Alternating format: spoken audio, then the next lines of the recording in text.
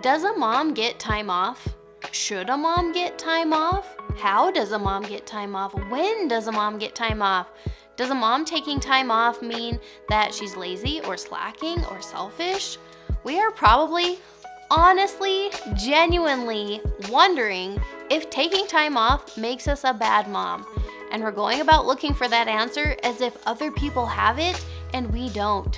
But then we realize that the people with the answer all have a different answer. Those who say, no, she's not a bad mom taking time off, probably wouldn't agree on what those breaks or time off should look like, right? Maybe it depends on what she's doing or why she's doing it or how long she's doing it.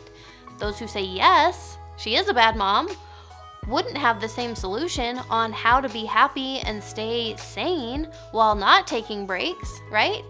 By the way, hey, I'm Cassie. I'm a mom to 3 kids. I love child development. I'm a certified life coach, and I just love helping mamas through their motherhood journey. So, how do we know if a mom gets time off or not? The real true answer lies within ourselves. We get to decide. The only reason you need for taking time off is that you want to. And, of course, my personal opinion is every mom deserves some time off for herself. And I have seen the good that comes from that over and over in my own life, in the lives of many other mamas. But you have to come up with your own answer. You have to come to that conclusion for yourself.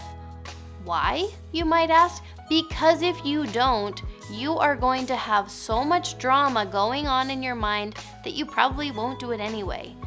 So, I have talked quite a bit about the fact that things that we think over and over again become our beliefs. That is how powerful our thoughts are. Beliefs are basically the lens that we are seeing our life through, right?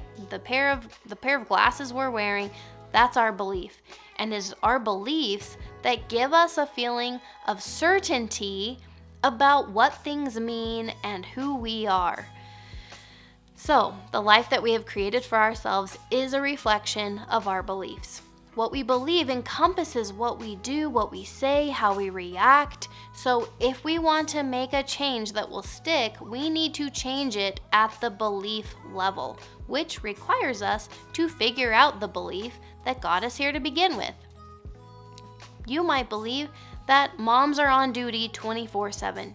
You may believe that moms are solely responsible to keep everyone happy and everything running smoothly. Maybe you believe that a mom's purpose is to be with her children always. Perhaps you've got a solid belief that as the mom, you need to be everyone's everything at every moment of every day. Am I the only one that thinks this way? Seriously? Please tell me in the comments if you have any of these same thoughts. Also, like and subscribe while you're at it. If you're finding this interesting and helpful, it really helps. So let's say you are feeling guilty about leaving your kids with your husband for a girls' night out. Ask yourself why. Why am I feeling guilty? Maybe the thought is, I should be available for my kids all the time. Sit with that guilt and try to go even deeper. What are you making that mean? Maybe you're really feeling some fear. Going even deeper, you realize you're afraid that maybe you're being selfish. And as you focus on this, you might notice you're afraid of being selfish because you don't believe you're a good mom if you have a life outside of your kids and your household responsibilities.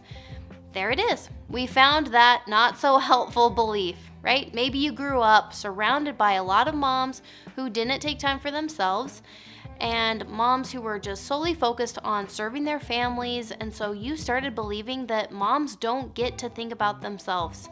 And now here you are, decades later, still believing it. Is it logical? No, not necessarily, but on some level you believe it to be true, and it's causing you to have guilt over leaving your kids. So now, just for a minute, I want you to imagine that you didn't have this belief. Imagine that you knew you were worthy of enjoying a full, happy, and wonderful life outside of your kids. Imagine that you were solid in knowing how fabulous you are as a mother and as a person. Imagine getting ready for your girls' night out and it never even crossing your mind that you're being selfish. Imagine feeling nothing but excitement. And if someone called you selfish to your face, you'd pretty easily brush it off because clearly they don't know you as a person, right? They obviously don't know you because you're not selfish, right? You would be able to look at this girls' night out from a place of security and calm because you honestly believed that you were worthy, right? And not only that, but you believed that actually a good mom takes time off so that she can show up better as her best self for her family, right? Now, this is a reality for plenty of moms, and I want you to start opening up to the possibility that this could be your reality too if you wanted it to be, right? There's no right or wrong. It's just if you wanted that, you could choose that. We do have the power to change our beliefs. And is it going to be easy? No. But what in life is easy that's worth having, right? So when you're thinking about moms taking time off, what comes up for you? Is it judgment? Is it guilt? Is it anxiety? Acknowledge and feel the feeling and start asking yourself some follow-up questions. Just follow where it leads you. When you get to the belief, pay attention to it, no matter how illogical it might seem, and then recognize how it has manifested in your life. Well, I've never taken time for myself, or I've tried, but the time just never seems enjoyable to me. Well, I judge other moms that are having a life outside their kids. Whatever it is, there is nothing wrong with you. There doesn't need to be any judgment on yourself or on your belief or how it has been popping up in your life up until this point. We just might decide to think about changing this belief to something that actually is true for us right now, right? Okay, you're sold. You're ready to start taking time off and have a bit of a break from your mom job. So where do you start? Well, 2 suggestions I will offer you right now. Number 1, check in with yourself regularly throughout the day. And that's it. Just a quick, hey, how are you? What are you feeling right now? A few deep breaths and simply just pause for some self-reflection. And this can really help you start to feel seen and acknowledged by yourself, of course, which can actually start to fill your cup. Believe it or not, it really can.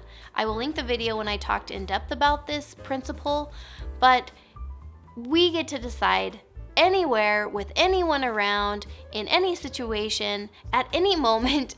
Even if you're in the middle of changing a diaper or doing your grocery shopping, you can decide that you're taking a moment for yourself. You're taking a little break, right?